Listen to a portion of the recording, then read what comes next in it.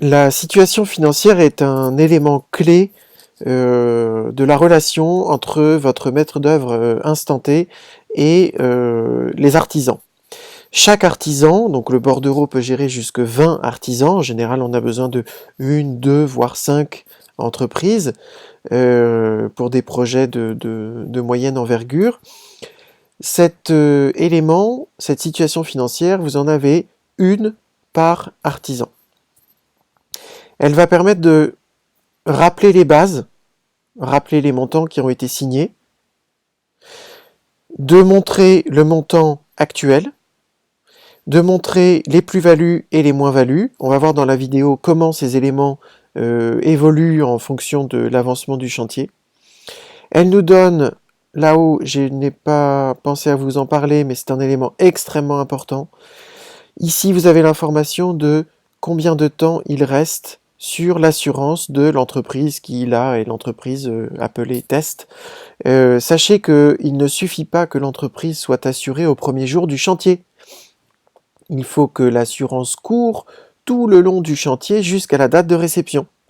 Donc ici, c'est un rappel qui permet à votre maître d'œuvre de savoir que dans le cas présent, qui est tout à fait virtuel, on est vraiment sur un cas test, il nous reste 3 mois d'assurance. Donc on est bon, on est couvert ici, vous voyez qu'il reste 8 semaines de travaux avant réception, donc cette entreprise est assurée jusqu'à la fin des travaux qui ont été signés chez vous. Les entreprises peuvent être assurées de façon annuelle, semestrielle, et j'ai vu des entreprises qui étaient assurées de façon trimestrielle. Voilà, c'est des entreprises qui sont en démarrage ou qui ont subi des difficultés, et donc les assurances préfèrent s'engager de 3 mois en 3 mois ou de 6 mois en 6 mois. Sinon, en général, ce sont des reconductions tacites annuelles. Donc, on a, je répète, les montants de démarrage, ce qui a été signé au marché de travaux. Ici, on va avoir les évolutions, en plus et en moins, et ici, le résultat. S'il y a à chaque fois plusieurs lignes, c'est que votre chantier peut subir des taux de TVA différents. Voilà, selon les cas. Vous pouvez regarder la vidéo carnet de synthèse ou carnet d'arbitrage numéro 2 qui vous expliquera pourquoi vous avez différents taux de TVA et comment vous pouvez en profiter. On a ici la balance générale. Alors, puisqu'il y a différents taux de TVA, les hors-taxes et les TTC ne sont pas dans un rapport logique de 10 ou de 20%. Ça va être réparti. Donc, on peut être, là, on est à 0, puisqu'il n'y a aucune plus-value, aucune moins-value. On a ici donc, vous l'avez compris, le nombre de semaines qu'il reste avant la date de réception de votre chantier. Le maître d'œuvre va pouvoir répercuter ici tous les règlements qui ont été faits en faveur de l'artisan. Vous avez ici, alors on va le voir, on va le voir évoluer le fichier. Vous avez ici un rappel de ce qui a été payé en 5, 5, en 10 et en 20%, et le reste à payer selon les taux de TVA. Et donc le reste à payer total en hors taxe et en TTC. Alors, voilà pour la lecture de ce document, et pour ceux qui sont un petit peu plus curieux, on va aller voir comment évolue cette situation financière. Donc je vais passer sur Excel, puisque le document est issu en fait d'un fichier Excel qui s'appelle le bordereau Atso. Alors, ici, en fait, on va pouvoir renseigner l'assurance de l'entreprise. Donc, pour chacune des entreprises, ici, l'entreprise test, on va pouvoir renseigner sa date de fin d'assurance. Ensuite, on a l'entreprise test, situation financière. Ensuite, on a ici les montants tels qu'ils ont été signés. Donc là, on a effectivement une base de données, donc c'est toujours celle qui est basée sur la salle de bain, hein, le projet un petit peu virtuel. Et ici, pour tous les éléments, on va venir indiquer, pour tous les éléments que vous avez décidé comme devant être réalisés sur le chantier, on a marqué base marché partout. Voilà. Donc en ayant marqué base marché partout, notre fichier Excel nous calcule ceux qui sont en 5,5, en 10 et en 20, soit un total de 9 514 €. Nous avons rentré les dates de début et de fin de chantier.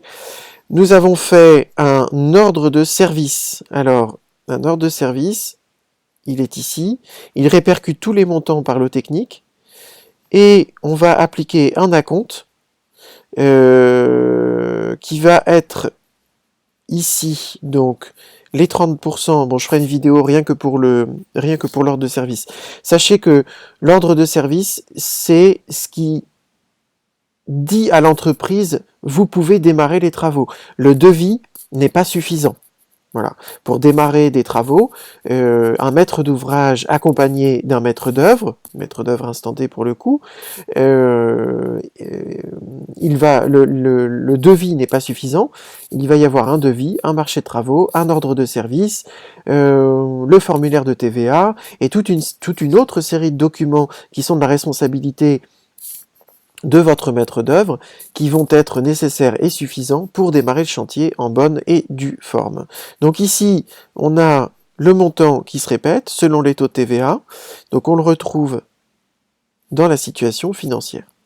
Maintenant, si on ajoute des éléments, on va avoir, donc on va aller voir ici, on va ajouter, on va prendre quelque chose tout à fait inséré.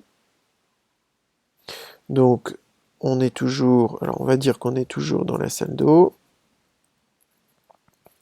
Dans l'espace baignoire, on va dire mitigeur, c'est complètement abstrait et pas du tout réaliste, hein, mitigeur supplémentaire. On est en référence parce que vous pouvez le choisir. Alors, je passe les détails, je vais vite. Donc on est sur un taux de TVA en rénovation, c'est bien l'entreprise test qui s'en occupe. En fourniture, on est à X et en mise en œuvre, on est à 150 €. Sur le chantier, on va dire que l'on est en ajout maître d'ouvrage et que on est sur une plus-value validée. Et c'est non démarré. Artisan, test, situation financière.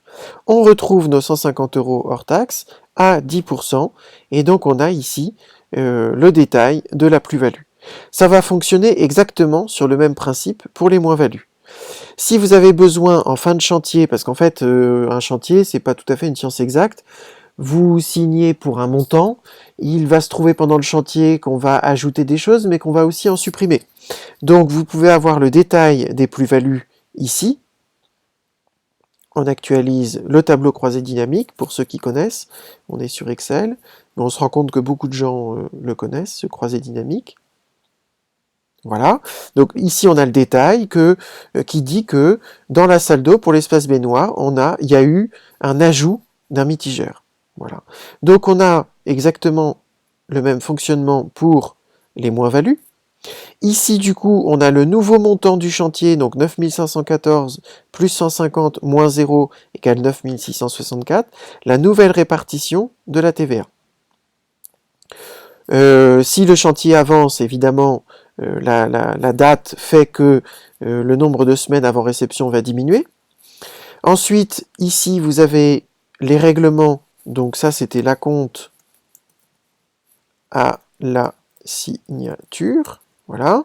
On passe par des statuts différents qui vont être D, qui veut dire, donc c'est ici, demander. Ça veut dire que le maître d'œuvre a demandé au maître d'ouvrage, donc vous qui m'écoutez, de régler telle facture. Et ça va montrer à l'artisan que le maître d'œuvre a pris en compte sa demande de règlement.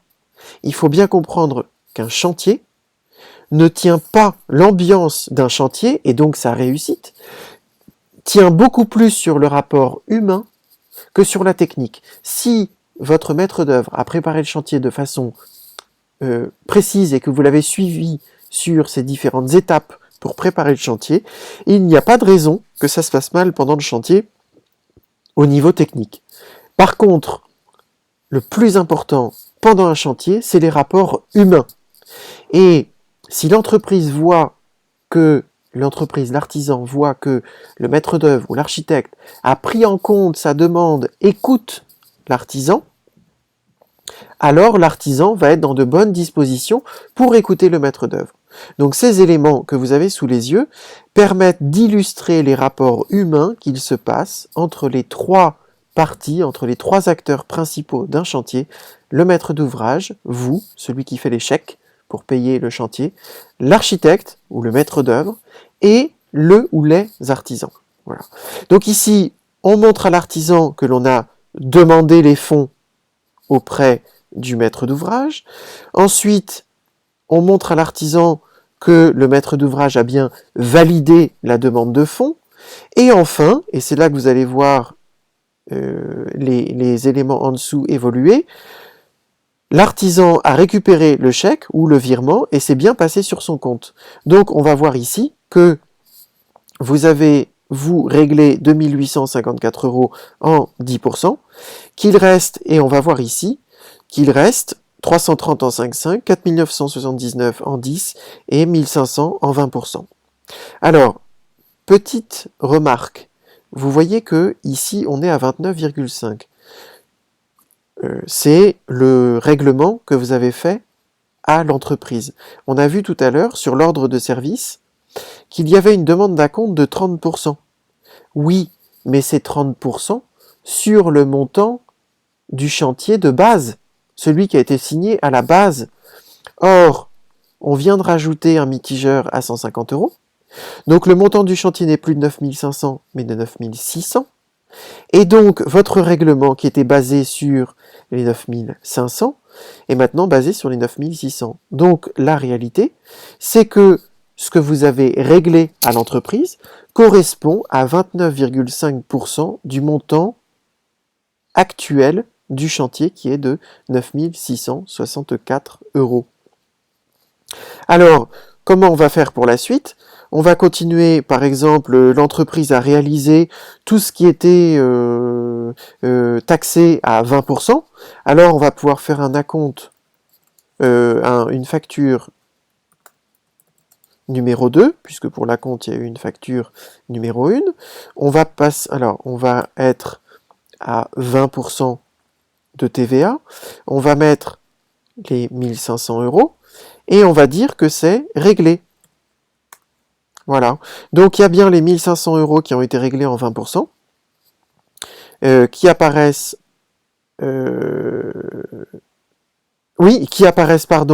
dans les récapitulatifs de paiement, et donc on est bien d'accord, il reste 0 dans les règlements à 20%. On a purgé les règlements à 20%.